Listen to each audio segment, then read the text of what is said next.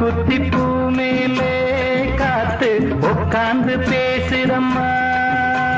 கல்யாண கச்சேரி ஊர்வலமும் ஒரு பூவாலையும் சிறு